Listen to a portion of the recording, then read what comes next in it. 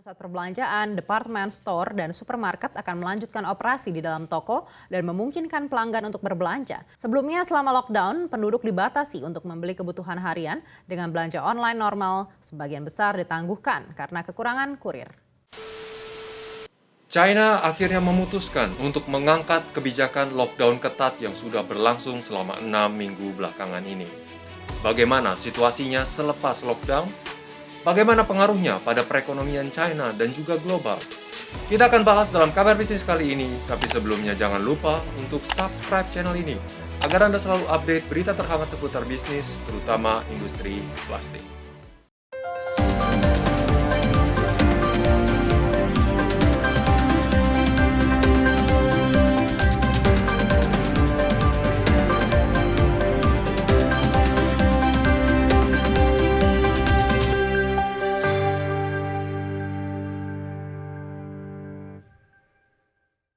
Sejak Senin 16 Mei 2022 lalu, pemerintah China mulai mengangkat secara bertahap pembatasan ketat yang dimulai sejak 6 pekan lalu.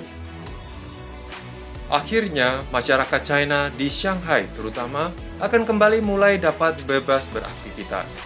Sejumlah bisnis dan perusahaan juga terlihat mulai beroperasi kembali. Banyak fasilitas umum seperti kereta dan transportasi publik lainnya juga mulai ditingkatkan kapasitasnya sejak pertengahan Mei ini. Banyak warga menjadi lega dengan keputusan ini, mengingat cukup banyak dari mereka yang frustrasi dan stres karena seperti terpenjara dalam rumah mereka sendiri selama 6 minggu belakangan ini. Namun masyarakat yang akan beraktivitas di luar, seperti bekerja dan juga berbelanja di mall, departemen store, serta supermarket yang telah dibuka, masih tetap diwajibkan untuk tertib dan mematuhi protokol yang berlaku. Selama 6 minggu di lockdown, penduduk Shanghai dilarang keras untuk keluar rumah dan hanya dapat mengandalkan platform online untuk memenuhi kebutuhan harian mereka. Kini, kasus positif COVID-19 yang dilaporkan di Shanghai sudah turun dari 1.487 kasus menjadi 1.203 dan sudah tidak ada kasus baru yang ditemukan di luar area karantina.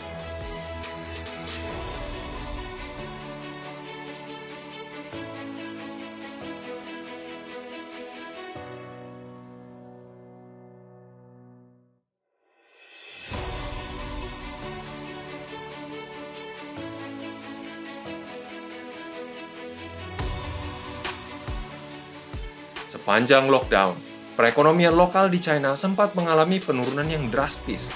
Tingkat produksi manufakturnya turun 2,9% setelah sempat naik 5% di bulan Maret lalu. Dan yang paling parah dan terdampak adalah sektor retail yang mengalami kontraksi hingga 11,1% selama 6 pekan tersebut. Makanya di bulan Mei ini, setelah pembatasan dibuka, pemerintah China akan memberikan stimulus-stimulus yang diperkirakan akan mempercepat pemulihan ekonomi mereka.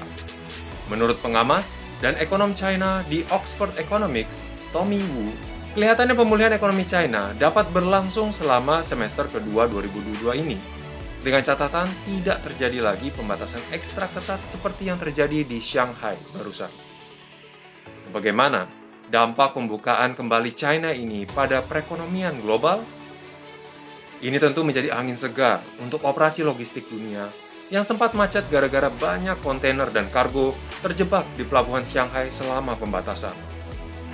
Shanghai juga segera mengumumkan daftar perusahaan ekspor-impor yang boleh kembali beroperasi. Jadi kelihatannya kemacetan logistik di wilayah Asia akan mulai terurai.